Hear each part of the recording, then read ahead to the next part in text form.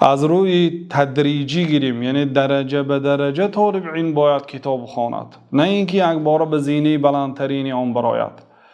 در علم حدیث اولین کتابی که باید طالب علم از قرائت و حفظ و فهم آن باید شروع کند این کتاب اربعون نووی از آن امام نووی است که دارای 42 حدیث است. 42 حدیث هایی که جامع هست، بسیار حدیث های کوتاه هست ولی موضوع های زیاد را در بر گرفته است. بعد حافظ ابن رجب رحمت الله علیه آمده 8 حدیث دیگر اضافه کردند که کتاب دارای 50 حدیث شد.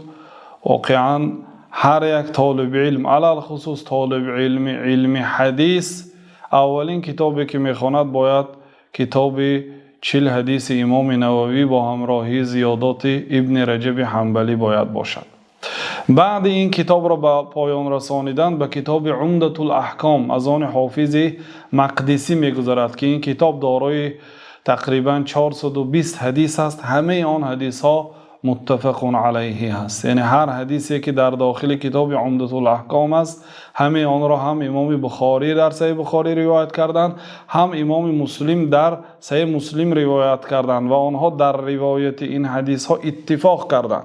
یعنی این اعلی ترین درجه حدیث حساب می شود.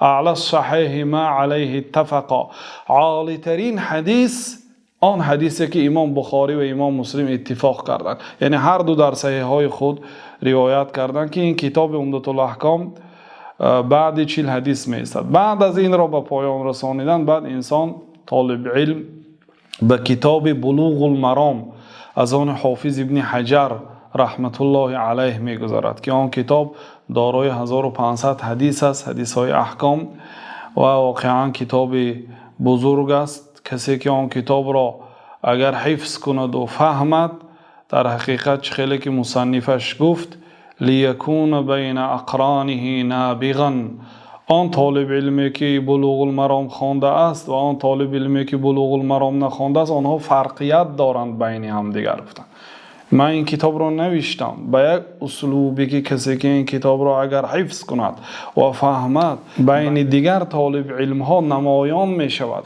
از آنها فرق میکنه، یعنی علمدار می شود واقعا.